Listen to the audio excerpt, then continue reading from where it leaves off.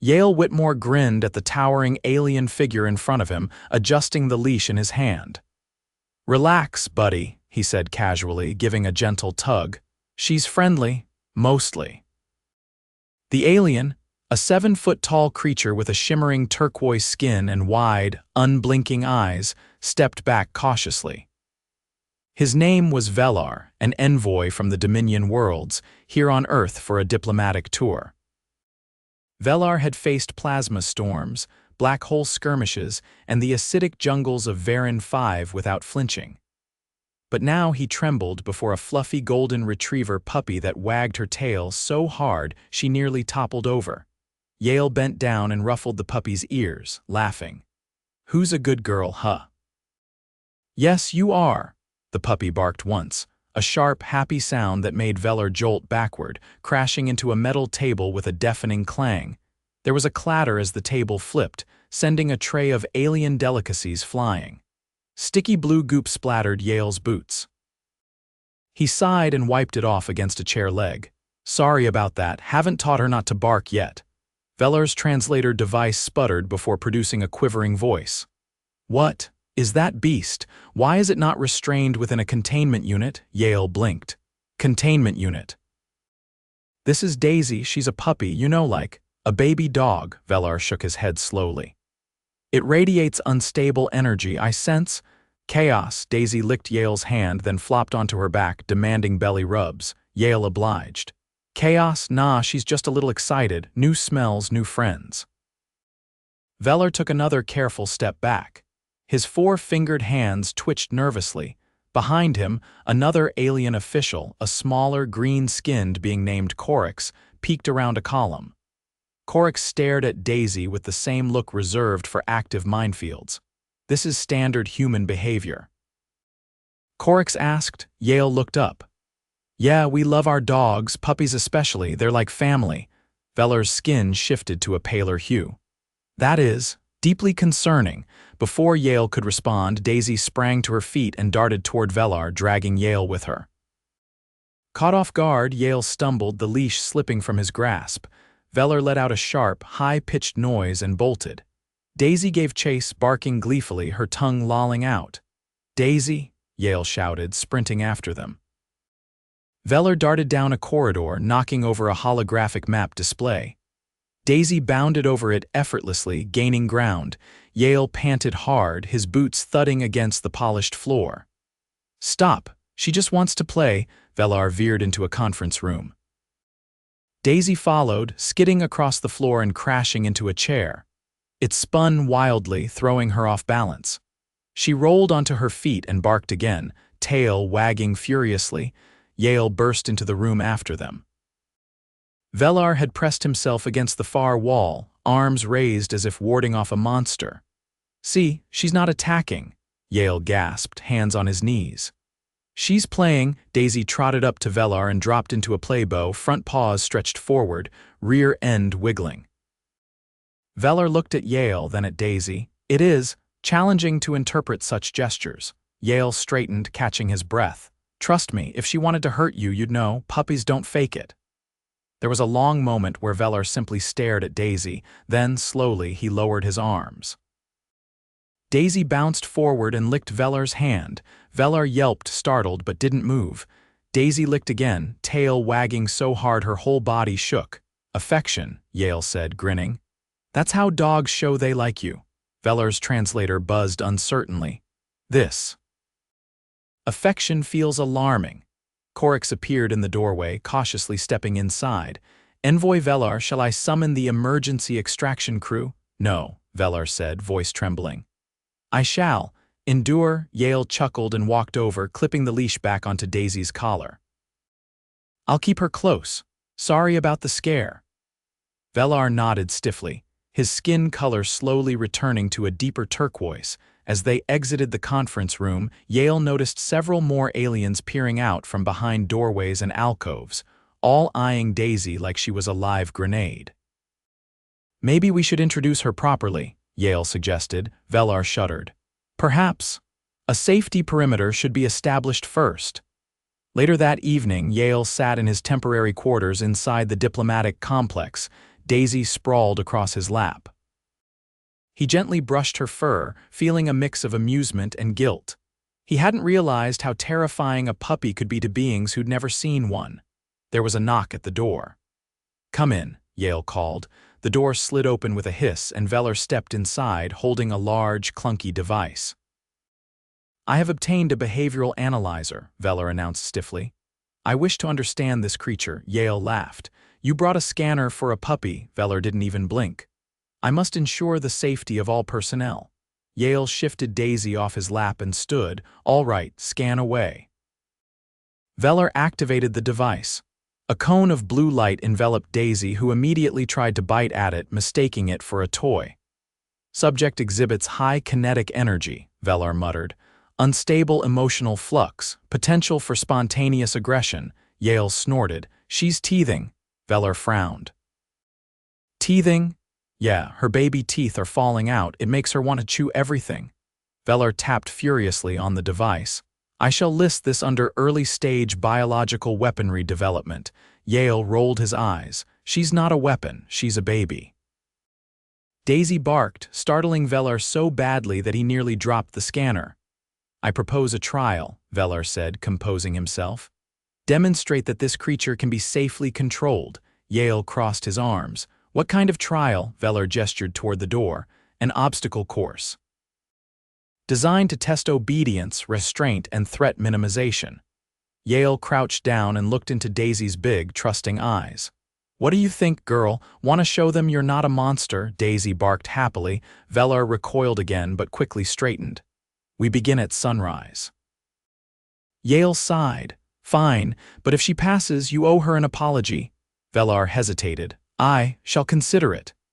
The next morning, Yale stood at the starting line of an improvised course built in the courtyard. Barriers, tunnels, and strange hovering platforms dotted the area. Alien officials lined the perimeter, many wearing protective gear. Yale knelt beside Daisy. "All right, girl, just like we practiced. Stick close, follow my lead." Daisy wagged her tail so hard she smacked Yale in the face. Veller raised a hand. "Begin." Yale and Daisy sprinted forward. The first obstacle was a low wall. Yale leapt over it easily. Daisy scrambled up, her paws slipping, but Yale caught her and lifted her over. "Good girl," Yale cheered. Next was a series of floating discs. Yale hopped from one to the next, arms spread for balance. Daisy barked and launched herself across, landing clumsily but upright. The crowd let out a collective gasp. Halfway through the course, Daisy spotted a strange hovering drone and bolted after it. Yale cursed and chased her, slipping on the slick surface and landing hard on his side. Pain shot through his ribs. He sucked in a breath, struggling to get up. Veller moved toward him. "You are injured." "I'm fine," Yale grunted, pushing himself upright. Daisy returned, dragging the drone by its antenna. Yale winced and clutched his side. "Good girl." Veller's translator buzzed. "You require medical evaluation." "No time," Yale said, grimacing. "We finish this." He staggered to his feet, whistled sharply. Daisy dropped the drone and trotted back to his side. They completed the course with Yale limping and Daisy bounding happily. At the finish line, Yale collapsed onto a bench, breathing hard. His side throbbed fiercely. Veller approached cautiously. "You have demonstrated control over the creature." Yale nodded weakly. "Told you, she's a sweetheart." Veller looked at Daisy, who rolled onto her back, paws flailing. "I shall apologize," Veller said stiffly. He knelt awkwardly and extended a hand. Daisy licked it enthusiastically. Veller flinched but did not withdraw. Yale smiled tiredly. "See, she's just a puppy." A medical team arrived moments later. Yale didn't protest as they checked his ribs and ran a scan. "Possible fracture," the medic said. "We need X-rays to confirm." Veller hovered nearby, looking genuinely concerned. At the infirmary, the X-ray confirmed a hairline fracture. The doctor explained it would take about 6 weeks to heal, provided Yale avoided heavy lifting and sudden movements. Yale lay back on the narrow bed, Daisy curled up beside him. Veller stood at the foot of the bed. "You risked physical harm for a creature." "She's family," Yale said simply. Veller was silent for a long time, then he nodded. I shall recommend the Terran species be classified as high-risk, emotional extremes. Yale chuckled. I'll take that as a compliment. Daisy snored softly, her paw twitching in a dream. Velar watched her with a complicated expression. Perhaps, he thought, the humans' greatest weapon was not their technology or their strength, but their unbreakable, bewildering bonds. The infirmary lights had dimmed into a softer hue by late evening, casting long shadows across the sterile floors. Yale shifted carefully on the bed, feeling the tight wrap around his ribs dig into his skin with every breath. Daisy lay curled at the foot of the bed, her tiny chest rising and falling with puppy dreams. Velar stood rigidly by the window, gazing out at the courtyard where maintenance drones zipped back and forth, repairing the obstacle course. His posture suggested he wanted to say something but was unsure how to start. You don't have to babysit me, you know, Yale said, wincing as he adjusted the pillow behind him. Velar did not turn. Observation continues. It is required. Yale chuckled under his breath. Sure, because a guy with a cracked rib and a sleepy puppy is a galactic threat. Velar finally moved, stepping closer to the bed but keeping a careful distance from Daisy. You endure physical injury for companionship. This is not standard behavior among Dominion species. Maybe that's why you guys lose all your wars, Yale said, grinning. Velar tilted his head. Statistically, Dominion conflicts conclude with 96% victory rates. Yeah, but how many friends do you keep afterward? Velar opened his mouth, closed it, and frowned. Friendship is not a quantifiable resource. It should be, Yale muttered, shifting to stretch his legs out. Pain flared along his side and he hissed through his teeth. A thin, copper-skinned medic entered, carrying a small tray with a syringe and a glass of murky liquid. You require additional pain suppression, the medic said without preamble, setting the tray down. Yale eyed the syringe warily. What's in that? Analgesic appropriate for Terran physiology. Previously tested on similar mammalian structures. Tested on what? Chimps, the medic gave a slight nod, and lesser canines. Yale glanced at Daisy. You didn't test it on puppies, did you? No, only mature specimens. All right, Yale sighed. Shoot me up. The medic administered the injection with mechanical efficiency. A slow, warm sensation spread through Yale's side, dulling the sharp edge of the pain. You will experience reduced mobility for 24 Terran hours, the medic informed him. Ambulation not recommended. Noted, Yale said, settling back with a sigh. Velar stepped closer, his hands clasped behind his back. Will you require an assistant to manage the creature, Daisy? Nah, she's low maintenance. Besides, she'd just chew through a robot. Velar's brow furrowed. That possibility had not been considered.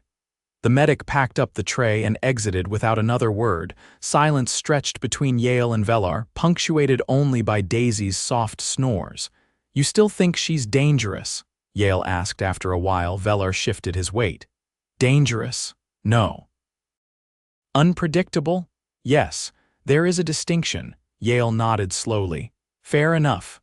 Outside the window, the lights of the complex dimmed further, signaling the transition to night cycle. A faint hum of generators buzzed in the distance. Velar moved to a chair across from the bed and sat stiffly, as if unsure how furniture worked. I have reviewed Terran records, Velar said after a long pause. Your species domesticated canines approximately 15,000 Earth years ago, give or take, Yale said, stifling a yawn. They started out as wolves. We made them family. Velar's expression tightened. To forge loyalty from a predator is an anomaly. Most civilizations eradicate threats. Yeah, we're weird like that, Yale said, closing his eyes for a moment. We don't just survive, we adapt. We make allies out of enemies. Velar sat in contemplative silence, the only sound the faint ticking of the wall chronometer. Hours passed. The infirmary's night shift nurse, a tiny bird-like creature with iridescent feathers, tiptoed in occasionally to check monitors but said nothing. Around what Yale guessed was deep into the night cycle, a soft rap came at the door. Velar stood immediately, posture tense. The door slid open and Corix entered, holding a datapad. He hesitated at the threshold, eyeing Daisy, who had rolled onto her back with her paws in the air. "Mission Control has submitted a request," Corix said, voice low. "They wish to observe further interactions between the human and the creature."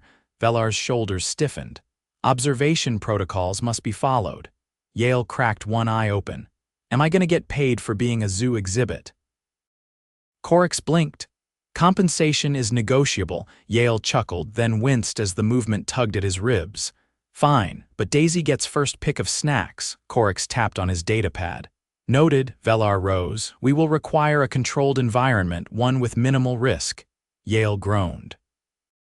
"You guys worry too much. She's a puppy, not a plasma bomb." Corix turned the datapad toward Velar, displaying a list of available rooms. Velar selected one with a curt nod. "We shall proceed at first light," Velar said. As Corix left, Yale looked at Velar, his expression serious.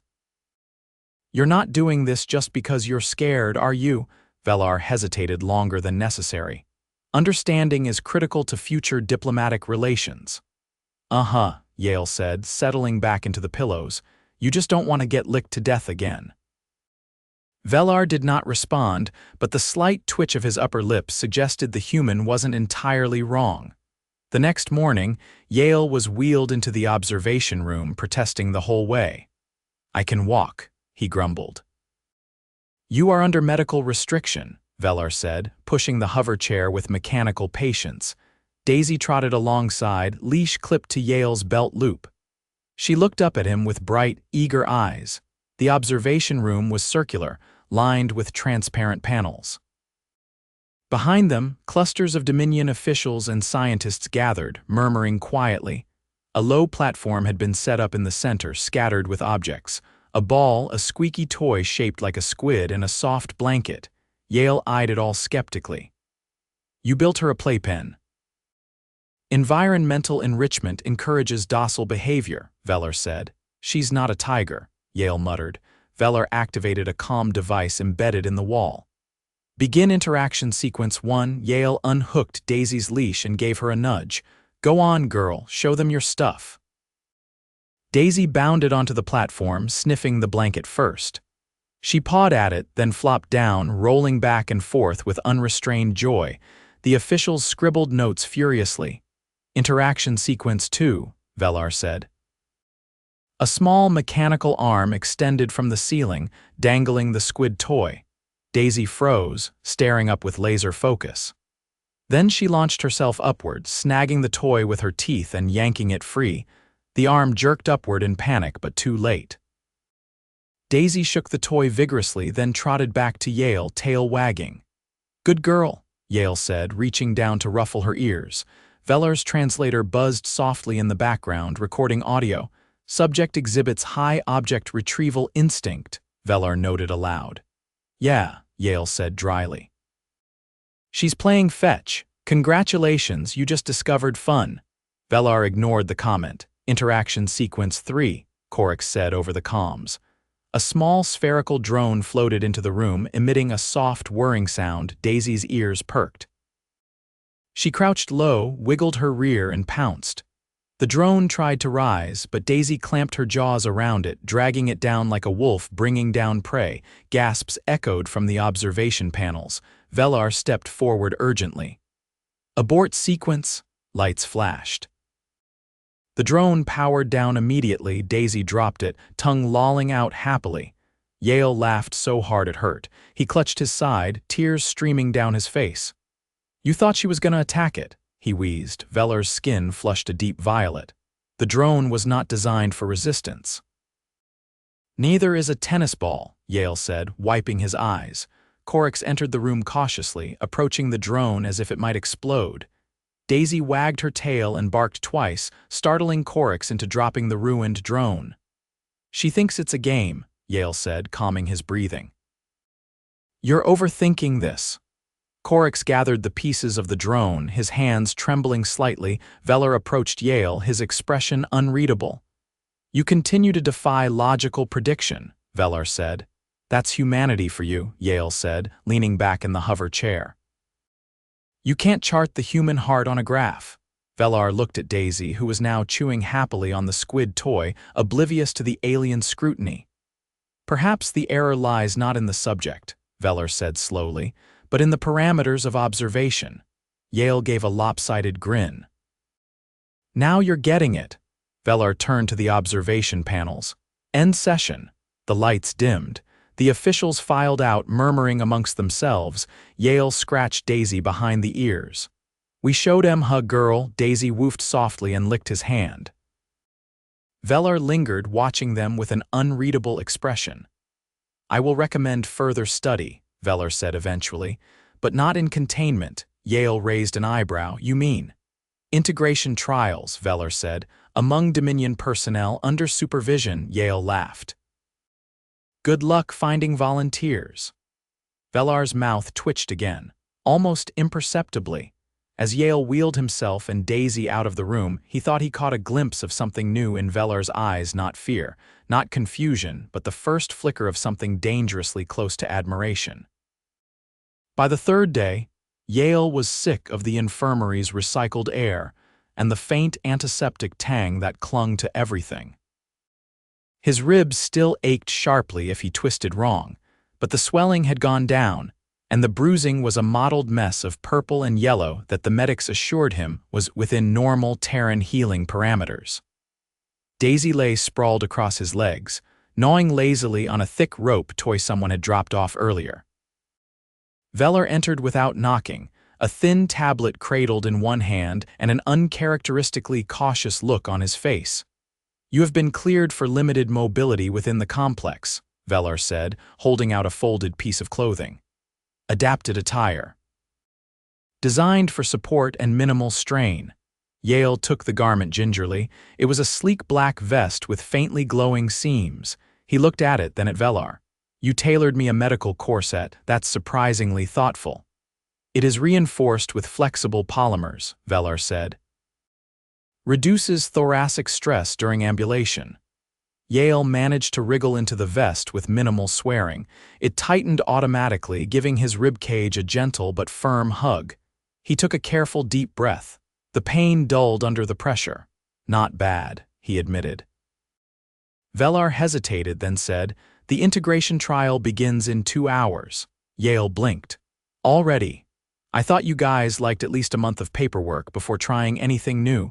There was substantial interest following previous observations, Velar said, his tone bordering on reluctant.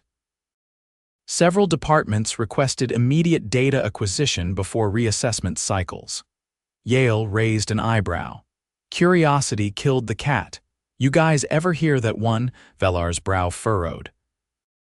We have extensive files on Terran feline casualties, but no direct correlation with curiosity has been established. Yale grinned. It's a phrase. Means you're rushing into something without knowing the risks. Velar's posture stiffened slightly. Risk assessment protocols have been updated. Yale gave Daisy's head a light pat. Hope they included nap time. She gets cranky otherwise. 2 hours later, Yale found himself in a sprawling indoor garden, carefully leaning on a low railing while Daisy sniffed a bush shaped like a spiral. Soft light filtered through a transparent dome overhead, casting a pale golden glow over the scene. A group of Dominion personnel stood clustered nearby, all in various states of poorly concealed anxiety. Some wore reinforced vests. A few clutched hand-held scanning devices that beeped nervously. Corix approached first, his steps deliberate, a small wrapped box clutched in both hands. This is a gift, Corix said, extending the box with rigid arms. Yale exchanged a glance with Daisy, who immediately perked up, her nose twitching. What's in it? Yale asked warily. A sustenance item. Specially formulated to appeal to juvenile canines. Yale peeled back the wrapping. Inside was a dense, grayish slab that smelled faintly of fish and machine oil. Daisy's tail thumped once against the ground, then went still. Yale grimaced. I appreciate the effort, but she's more of a peanut butter girl. Confusion flickered across Corix's face. Peanut butter? It's a human food, sticky, sweet. Dogs love it. Yale tucked the slab back into the box and handed it back. Corix retreated quickly, whispering into a communicator. Veller stepped forward, flanked by two other officials Yale hadn't met before. One had translucent skin that shimmered under the dome light. The other was squat and armored, with a series of tiny, rapidly blinking lights embedded along his arms. "This is Ularn," Velar said, indicating the translucent one. "And Dravik." Ularn inclined his head. Dravik simply stared at Daisy with the wary focus of a soldier studying unexploded ordnance. Yale gave a lazy salute. "Pleasure?" Velar cleared his throat, a sound that buzzed strangely in the still air. "The objective is simple, passive interaction, no sudden movements, no aggressive stimuli." Yale raised a hand. "You're overcomplicating it again." Dravik's voice was low and gravelly. "We have reviewed footage. This specimen demonstrates unpredictable kinetic behavior." "She wags her tail and chases balls," Yale said. "That's not kinetic aggression, that's being a puppy." Ularn stepped closer, his movements slow, almost ritualistic. He crouched a few meters away from Daisy, holding out a small, glittering object. Daisy sniffed the air, ears perked. "She's curious," Yale said quietly. "Let her approach." Daisy padded forward cautiously, tail held high. She sniffed the object, a tiny crystal orb, then gave it a tentative lick. The orb pulsed with a soft green light. Ularn's entire body stiffened.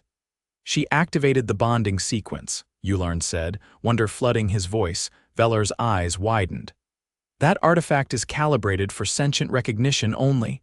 Yale leaned heavily on the railing, suppressing a laugh. "Guess you've got yourself a new best friend." Ularn looked at Daisy as if she had morphed into a minor deity. "She has accepted the offering," Ularn said, bowing his head. Daisy promptly sneezed and rolled onto her side, squirming happily in the grass. Dravik shifted uneasily. "This changes the parameters." "No kidding," Yale said. "You just got adopted." Velar stepped forward, his voice low. "This is highly irregular." Yale pushed himself upright, wincing slightly. "You wanted integration. This is integration." Ularn rose, cradling the crystal orb carefully. "I request permission to initiate secondary bonding protocols." Velar hesitated. "Define parameters. Affirmative touch. Shared sustenance. Protective oaths." Yale barked out a short laugh, immediately regretting it as pain flared in his ribs.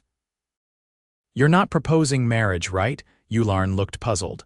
"No, this is standard familial assimilation ritual." Veller's jaw tightened. "Proceed cautiously." Ularn approached Daisy again, this time offering a small, flat dish filled with a viscous, honey-colored liquid. Daisy sniffed it, then lapped at it experimentally. Ularn dipped his own fingers into the dish and touched them to his forehead. Velar observed all of this with the blank intensity of someone watching a diplomatic disaster unfold in slow motion. "She's officially family now," Yale said, settling back onto a low bench. Velar turned to him. "You find this acceptable?" Yale shrugged. "She's a friendly dog. She'll love anyone who feeds her." Dravik folded his arms. "This creates obligations." Yale snorted. "Welcome to dog ownership." Over the next hour, the tension gradually bled from the gathering. Officials crept closer, emboldened by Daisy's utter lack of hostility. One brave soul tossed a soft ball across the grass. Daisy bounded after it with a joyful bark, eliciting a chorus of startled gasps. "She seeks retrieval," Velar said, noting it aloud as if narrating a documentary. "She wants you to throw it again," Yale said. Velar looked dubious but picked up the ball using 2 fingers and lobbed it awkwardly. Daisy chased it down, tail a blur, and returned it to him, dropping it at his feet. Velar froze. "She is, expecting continued interaction," Velar said slowly. Yale grinned. "Congratulations. You're playing fetch."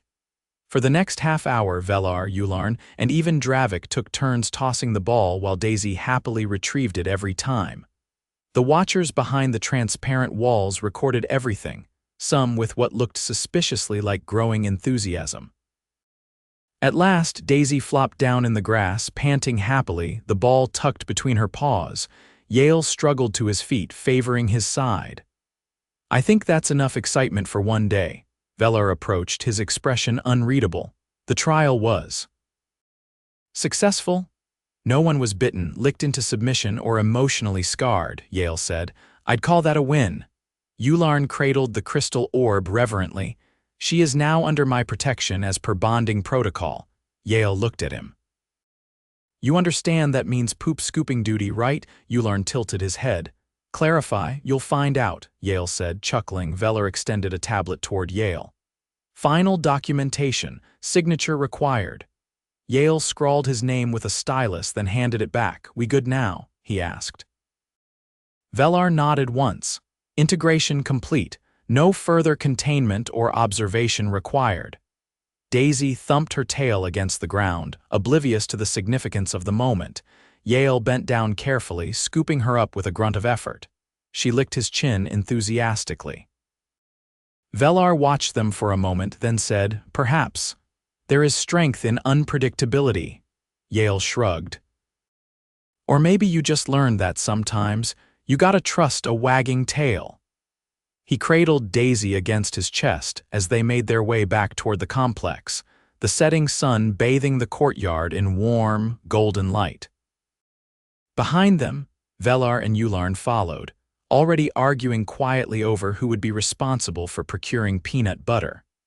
And for the first time since arriving, Yale felt like maybe, just maybe, the galaxy wasn't such a lonely place after all.